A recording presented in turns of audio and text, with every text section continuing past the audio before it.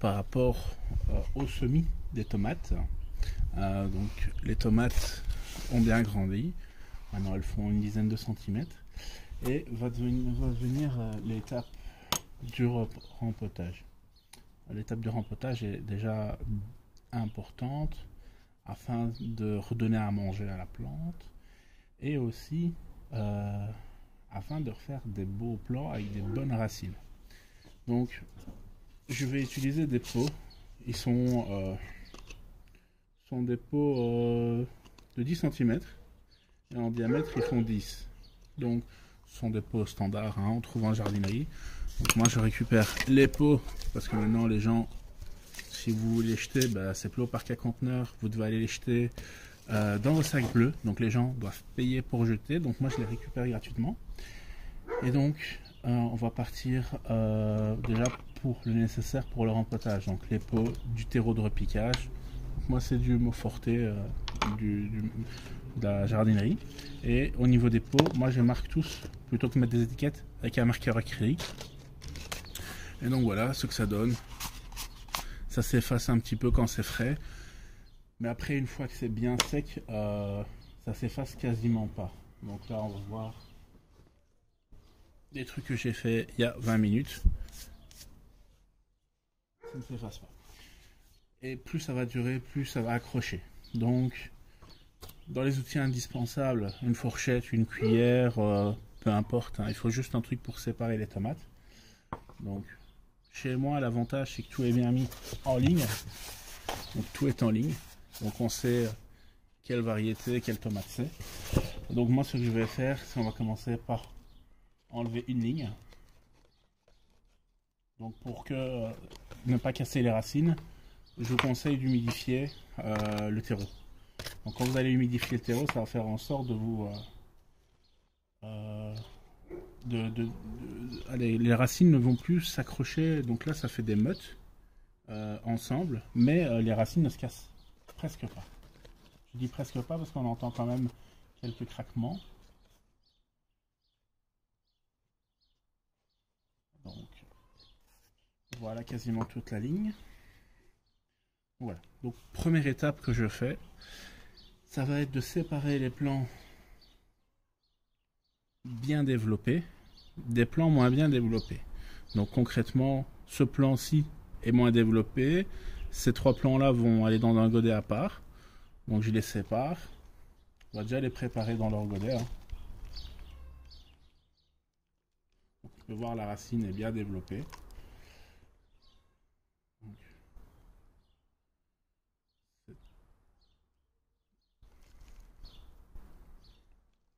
Et après, on va appeler ce qu'on appelle, enfin, ce que je trouve deuxième qualité, c'est ceux où le tronc est plus petit parce qu'ils sont pas encore assez développés. Donc ceux-là, je les mets sur le côté. Je sais pas si on voit. Oui. Je les mets sur le côté. Et grosso modo, c'est ceux que je viendrai rempoter après. Donc, après, malheureusement, il y en a des minuscules. Donc ça, c'était un qui ira pour être rempoté à part. Et ça, c'est un minuscule. Le problème, c'est ceux-là. Oui, vous pouvez essayer de sauver si vous avez plus de plants. Mais moi, ces plants-là, je les tue. Parce que sélection, quoi. Donc, les plus beaux plants, voilà. Regardez ici. Ceux-là, il est difforme, poubelle. Ceux-là est beau. Ceux-là est petit. Donc, ceux-là ira dans un godet à 2. Le temps de grandir un peu. Et si je vois qu'il se réveille, hop, il va dans un godet tout seul. Et donc, l'avantage c'est que sur la tige, vous allez avoir des racines qui vont se former. Donc plus votre tige est grosse, plus elle est longue, plus vous la rempotez basse, et plus vous avez de chances d'avoir des racines. Donc ici, je ne sais pas si on le verra bien, mais ici, ce plan-là commence à faire des petites boursouflures. Ça veut dire qu'il va commencer à faire ses racines. Donc on peut voir que le diamètre n'est pas du tout le même. Donc cette plante-là, bien qu'elle soit jolie, ira probablement dans un autre pot. Et donc je vais continuer à trier comme ça. Et j'accélérerai sur mon montage.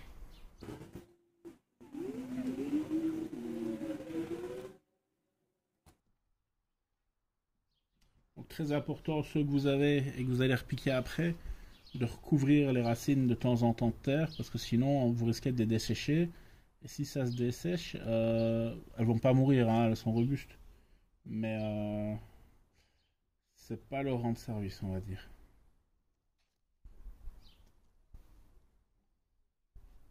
Voilà. Voilà, je me retrouve avec des plants. 2, 4, 6, 8, 10, 12, 14. Donc il y a 14 plants qui sont de bonne taille. Donc sur 40 graines, je vais peut-être en avoir 10-12 qui seront moyens, 14 qui seront très bons. Ces 14 là, bah voilà, je vais pas me voiler la face. Ça va être ceux que je vais utiliser pour dans mon jardin. Parce que je compte déjà essayer de tenter un coup de bluff, en planter, garder des plants à l'intérieur, et s'il n'y a pas de gelée, bah voilà, je suis gagnant. Maintenant, s'il y a une gelée, j'aurai des plants encore à l'intérieur. Donc, je mets dans le fond un petit peu de terreau, vraiment un petit peu, pour éviter que les racines sortent directement par le dessous, par le fond du bac. Donc le but, ça va être d'essayer de coucher les racines à l'horizontale, pour être le plus bas possible, et de rempoter jusqu'ici. Tous les poils ici vont en fait possiblement créer des racines. Donc grosso modo, moi généralement le plus simple, c'est j'essaye de les coucher. Voilà. Ils sont couchés à l'horizontale, et je viens rempoter un coup d'un côté, un coup de l'autre, jusqu'à arriver en haut. Une fois que je suis arrivé en haut, avec 4 doigts, je tasse autour. Pas besoin de faire comme un arracheur d'arbre. Et après, vous continuez en essayant de centrer la plante. C'est pas absolument nécessaire de la centrer. De toute façon, après, vous allez la planter où vous voulez. Mais voilà, moi, c'est quand les plants vont grandir, vous allez avoir votre tuteur. Vaut mieux avoir le pied qui est centré. Parce que même si après vous mettez un petit tuteur, vous risquez de casser quelques petites racines. Tandis que si vous venez abîmer la tige principale, c'est fini. Hein. Donc voilà. Donc là ici, le pot est fait. Moi je compresse bien. Parce qu'en fait, lorsque vous allez bien compresser, l'avantage, c'est que vous allez pouvoir le mettre à tremper dans de l'eau. Et en le mettant trempé dans l'eau, il va s'imbiber. Et tout le terreau sera humide. Et donc en les imbibant comme ça, grosso modo, un arrosage chaque semaine. Si vous faites un arrosage par le dessus, il faut y aller tous les 2-3 jours. Donc ce qui peut aussi être fait, c'est si vous avez beaucoup de soucoupes, c'est vous les mettez dans les soucoupes. Ou alors n'importe quelle assiette creuse ou que sais-je. Et vous les laissez juste avec 1 cm d'eau. Ça va forcer la tomate à faire les racines vers le bas. Et donc dans le fond du pot, vous aurez toutes les racines qui vont se concentrer. C'est bien important lorsque vous allez faire des tomates en extérieur que les racines aillent profond. Donc en faisant cette technique-là, vous allez créer d'une part des racines sur le long de la tige pour l'arrosage de surface, mais en rempotant les racines tout en bas, vous allez avoir des racines dans le fond. Donc je vais rempoter, puis je vous reprends pour le rempotage de ceux-là. Donc voilà, maintenant on va faire ceux qui sont pas les plus grands plants, parce que voilà, ce sont quand même des graines. Ok, on parle de sélection pour garder les graines. Donc moi je prends toujours les plus beaux que je replante pour garder les graines. Donc comme ça les gens ils ont la garantie d'avoir des plants qui peuvent donner des gros plants chez moi. Ceux qui sont pas les plus grands, ou alors qui n'ont pas la troisième feuille qui est déjà bien sortie ou quoi, grosso modo ceux-là je vais les replanter 2 par 2. Et donc ici je me suis rendu compte qu'il y en avait un qui était tout seul, et donc là ici je vais par exemple prendre celui-ci qui a la troisième feuille qui est sortie. Donc ça va être mon critère, ça va être le premier qui va avoir la troisième feuille. Donc on peut voir que ceux-là n'ont pas. Ceux-là limite petit, mais avec la troisième feuille. Pas encore la troisième feuille. Et ceux-là pas encore la troisième feuille. Donc moi mon critère c'est troisième feuille. Qui troisième feuille il va grandir prochainement et ainsi de suite. Hein. Donc voilà, donc maintenant je vais repiquer celui-là tout seul d'abord. Et après, je vais vous montrer comment je fais pour repiquer les deux ensemble parce qu'il y a deux techniques en fonction des plants. Il y a deux techniques que j'utilise. Donc voilà, je reprends après. Voilà, donc on va s'occuper maintenant de repiquer ceux qui sont 2 par 2.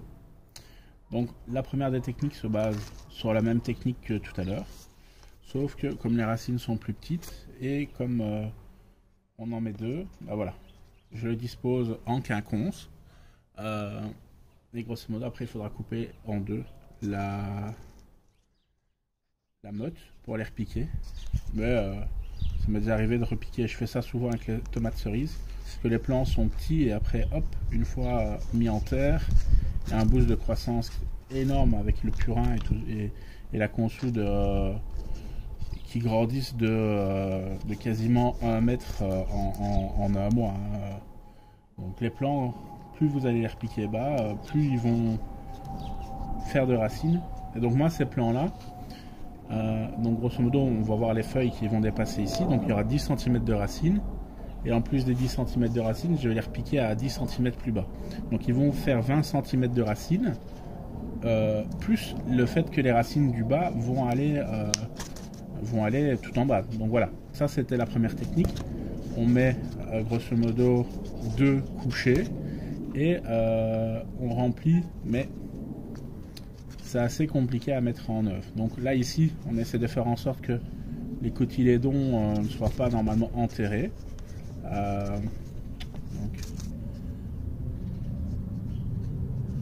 Voilà. Donc ils sont ici, hein. Donc voilà ce que ça donne. Et après, la deuxième technique que j'utilise quand les plants sont plus petits ou quand il y a vraiment moins de racines, c'est remplir tout le pot. Donc quand vous avez des trucs comme ça, vous les gardez pour le mettre dans le fond des autres pots en fait, hein. Donc quand vous tombez, donc on tasse un peu, un gros trou, un deuxième gros trou. On fait ça ou alors on fait avec le doigt. Mon doigt était un peu gros, hein. Donc on le sépare. Et on le descend, le premier.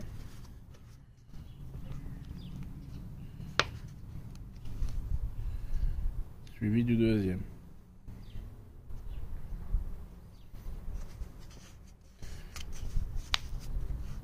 Donc en tassant, le plant va de toute façon redescendre un petit peu, hein. Donc ça met bien en contact la tige. Même technique, hein, pour pas trop appuyer et risquer de casser la tige. On appuie avec 2 doigts. Et c'est généralement suffisant. On fait le tassage de surface. Et après on éclaire, enfin pas éclairci, mais on fait trembler. Comme ça au-dessus, vous n'allez pas avoir une croûte qui va se former directement. Donc ces pots-là, ces 2 pots-là vont aller maintenant se faire imbiber avec les autres. Et donc quand l'eau commence à arriver sur le dessus, comme ces 2-là, ça veut dire qu'ils sont bons à aller là-bas. Donc on peut voir que la couleur change.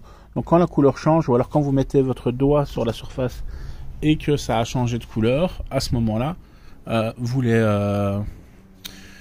vous pouvez les sortir, c'est-à-dire que l'eau est en train d'arriver jusque tout en haut, et voilà.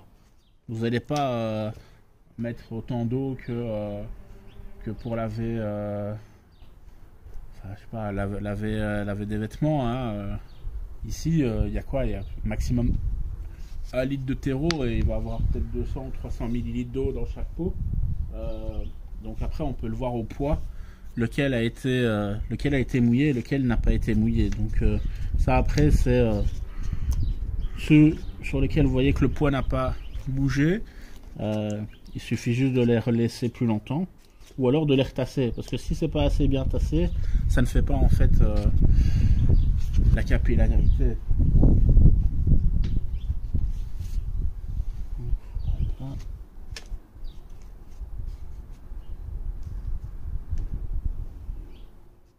Donc des fois en mettant votre doigt sur le dessus du pot, vous allez avoir le doigt mouillé. Donc si c'est le cas, bah, c'est que c'est arrivé jusqu'en haut. Donc voilà, pourquoi est-ce que je vais en replanter 2 par 2? Donc ça, je suppose que certains vont se poser la question. Ben, tout simplement parce que moi, je fais mes plants, donc je fais 7-10 plants de chaque variété. Et après, je vais faire des plans pour les amis, des plans pour la famille et des plans pour rentrer dans mes frais. Parce que mine de rien, en terreau, un sac de terreau, c'est 9 euros. Avec 9 euros, je fais 60, 70, 80 pots. Donc il y a 10 cents de terreau, plus les graines, plus le terreau de semis, plus le temps et ainsi de suite. Et donc du coup, voilà, je ne suis pas dans mes frais. Hein. Si je devais vendre de façon professionnelle et tout ça, il faudrait que je les vende au moins le plant de tomates de variété ancienne à 4-5 euros. Donc, non, moi c'est juste pour pouvoir me racheter progressivement du terreau. Parce que je ne sais pas encore le faire pour le moment. Voilà, donc je roule pas sur l'or non plus, mais le principe c'est de faire en sorte que le jardin soit auto-alimenté par ce qui génère. Donc là ici, les plants que je suis en train de faire, il y en a certains que je vais vendre. Et donc ceux qui seront 2 par 2 sont tout aussi viables que les autres. Viennent des mêmes graines, les mêmes sachets, même terreau et tout ça. La seule différence, c'est que je me résous pas à tuer tout simplement les petits plants. Donc les petits plants, voilà, ça va quand même donner des fruits, ça va quand même donner des choses. Des fois, c'est déjà arrivé que les petits plants que j'ai remis 2 par 2 deviennent plus vigoureux que certains plants que j'avais déjà repiqués, mais ils ont pris un petit coup de froid. Et donc du coup, c'est généralement les plants qui me restent en fin, mais comme ça. Donc ça va être les petits plants 2 par 2.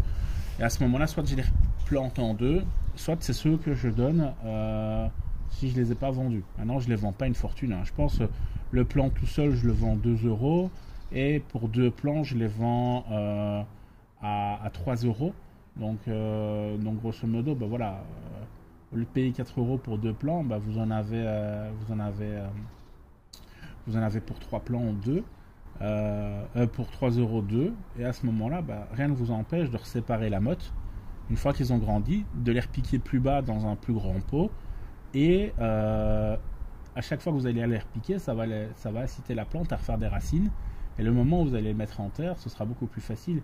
Donc moi, j'ai un truc pour faire les trous, un outil de rempotage, et cet outil de rempotage il va jusqu'à 25 cm. Donc moi ici mon pot qui fait 10 cm, la plante fait 5 cm, elle va grandir et je vais rempoter tout ça en plus. Et donc du coup je vais me retrouver avec des plants qui vont être beaucoup plus ça va être une de mes principales capacités, c'est de faire en sorte que les plants essayent en extérieur d'avoir le moins d'arrosage possible. S'il pleut pendant la semaine, voilà, ils n'auront pas d'eau.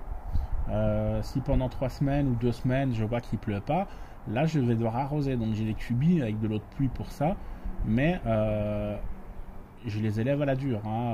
Les graines que je récolte, c'est aussi pour me nourrir. Donc les plants qui vont pas donner de fruits, voilà, ceux-là je les reproduis plus. Ou alors les plants qui vont me donner des fruits qui sont pas bons, ou alors qui sont fades, ou voilà. Je vais essayer de garder les meilleures graines, les meilleures plantes, les meilleures variétés. Ici, ce sont des variétés que j'ai introduites au potager. Donc celle-là, ce sont les tomates hâtives, reines des hâtives. Donc grosso modo, c'est des tomates que il y a une ancienne époque où les agriculteurs prenaient celles-là pour les mettre dans les serres. Maintenant, j'ai des tomates cerises, j'ai des tomates un petit peu toutes les variétés. Et donc là, ici, voilà, il me reste 5 lignes à faire. Puis après, j'ai une autre terrine. Et dans l'autre terrine, là, ça va être mes tomates de grosse consommation. Donc, c'est-à-dire les Nord de Crimée, Triomphe de Liège, les Gloires de Malines et les Tigrella. Donc et aussi je pense qu'il y a les miels du Mexique, des tomates cerises. Et donc en fait ces 5 variétés-là, 5 ou 6 variétés-là, sont celles qui me donnent le plus de tomates. Et donc je me suis dit voilà, je fais des nouvelles graines, des nouveaux plants pour faire des graines. Et après, ceux qui m'ont donné les meilleures graines, les meilleurs plants, les meilleurs trucs qui étaient délicieux, je les reproduis. Parce que justement j'ai envie j'ai envie d'avoir des plants qui puissent me nourrir. Donc voilà, mon climat, il est climat belge, sauf que les 2 dernières années, j'ai eu des sécheresses. Et ça m'a fait des grosses tomates malgré tout, quoi. Donc là, ici, il faut, bah voilà, il faut prendre le temps.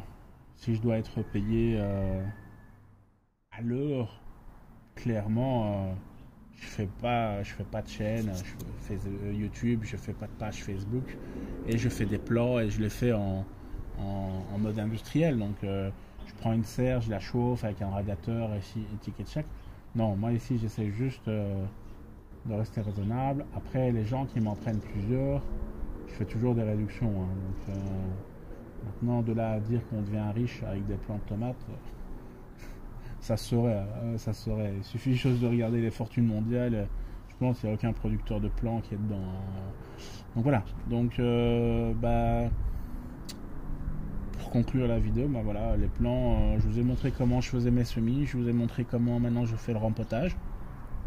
J'ai fait pareil avec les semis de poivrons et non, le rempotage des poivrons. Donc vous allez voir que, bah, grosso modo, c'est à peu de choses près la même chose, sauf qu'au niveau des tomates, ça fait les racines sur le long de la tige.